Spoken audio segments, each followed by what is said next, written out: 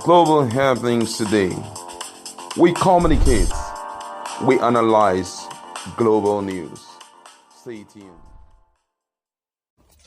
Hello, beautiful people. Welcome to Global Happenings Today, YouTube channel. We have very interesting news to render. This is coming straight from the north. In fact, it's specifically from Shettima, Borno. It's all about Southeast, Southwest, Nigeria as a whole.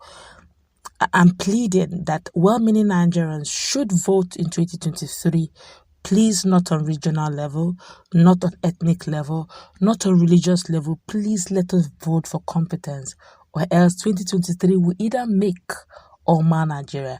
We're going to allow you to watch an audio leak. Actually, this audio leak has become very viral. It's almost everywhere. Okay, but I'm going to let you listen where Shettima spoke with one Kunle.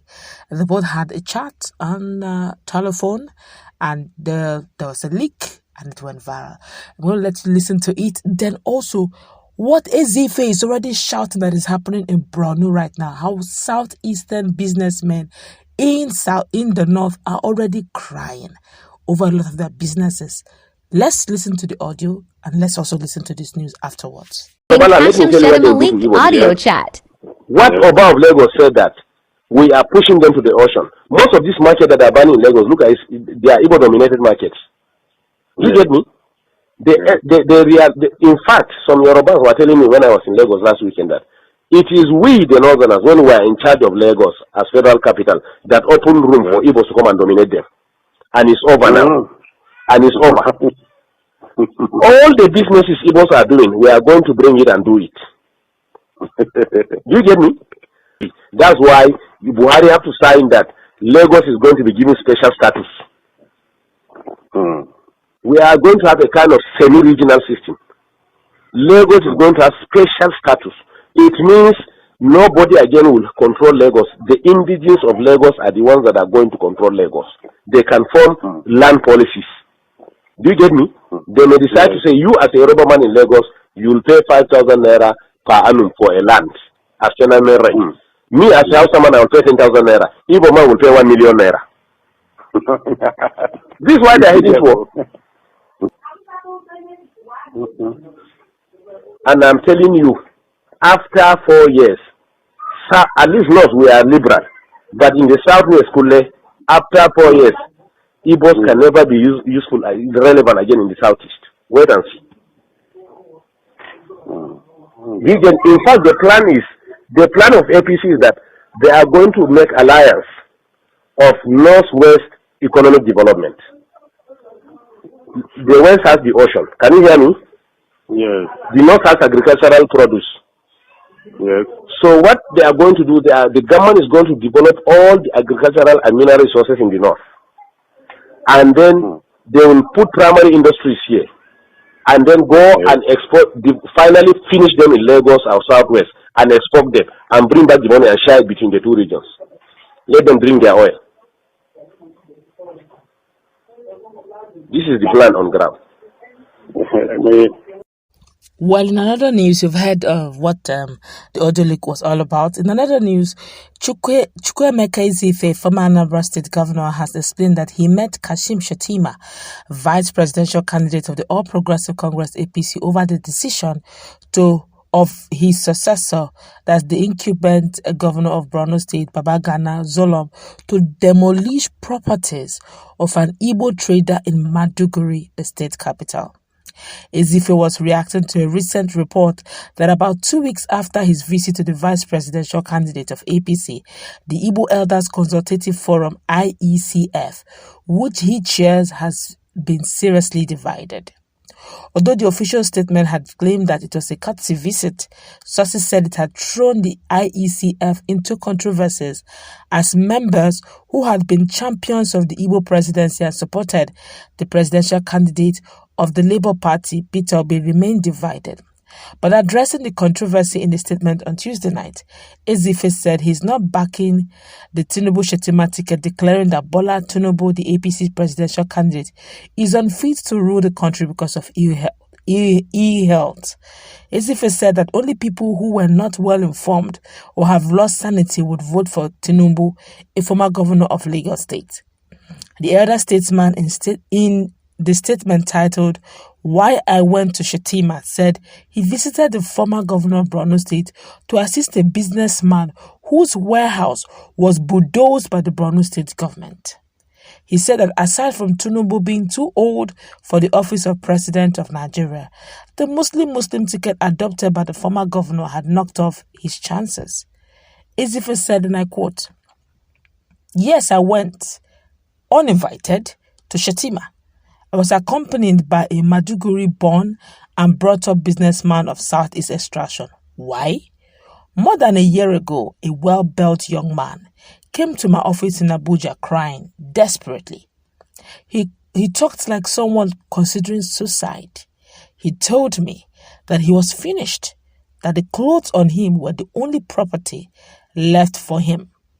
He inherited a hotel from his father and built 2 more hotels by himself. All the three hotels and a warehouse were bulldozed by the Borno State government. His other properties were also seized. He had helped the campaign effort of the current Borno State governor, Babagana Zulum. He also bought a bus for the campaign. He was directed to come and see me. I made efforts to see Borno State governor but did not succeed. Recently, the young man rushed to my office and told me that Shettima, who handed it over to the current governor, can influence him to listen to that's the businessman's case, and do some justice. He told me that if I met Shettima and pleaded with him, the problem would be solved. He added that Shettima was in town, that's Abuja, that day. That if we went, we would meet him at his Abuja residence, and as he saw it, my meeting with Shettima would end his frustration, his sufferings, and even threat to his life. I did not give it a second thought because the young man spoke from the depth of his heart. I jumped into the car with him and we headed to where he knew Shettima was. Shettima received me with great respect and did not keep me waiting too long before calling me in for discussion. I pleaded with Shettima to appeal to his successor for some justice to be done to the businessman. He listened to me carefully and I was amazed by his positive responses, which included a commitment to help the businessman directly by himself if the governor does not do enough. I was elated and I thanked him profusely. As we were leaving the office, Shettima bade me goodbye with a handshake. I did see cameramen taking pictures of us, but I knew what I went for. I shall go to anybody who can genuinely help a person in life-threatening distress. There was nothing political in the visit. Truly, I do not consider Shettima an opponent in the 2023 presidential election. Why? His principal, Jagaban Tinubu, is really not well. Only people who are not well informed or have lost sanity will vote for him to go and die in Aso Rock. Also, Tinubu is too old for the office of President of Nigeria. A very representative group of the northern youth came to my house and declared that nobody above 65 years old should contest for the office of the President of Nigeria. The greatest problem of the old is brain power deficiency, especially losses of memory. I explained this to Yoruba youth who professed my joining the race for President of Nigeria. Should everything have been all right for Tinubu ticket, its Muslim nature knocks it out, removes it from consideration. I appeal to Nigerians of every ethnic group and religious faith to bow to the will of the Almighty God, who seemed to have taken over from our conscienceless politicians to bring about new Nigeria, to rescue Nigeria and revive her sanity and destiny, the country to which he poured an abundance of his blessings, making her the very most gifted country on earth. Yes, Ecclesiastes says there is a time and a season for everything under the sun. This appears to be the time and the season for the manifestation of the new Nigeria, which must develop to a world superpower, raising the respect and dignity of all blacks on earth and participating in and improving the leadership of the world. God's design and will dominate man's will in and mess up of Nigerians. Ananuga challenged anyone who has a contrary opinion about Tinubu's perfect health to come forward with proof. He said, we have said many times that Siwaju Tinubu is hale and hearty, fit and most qualified for Nigeria's highest office.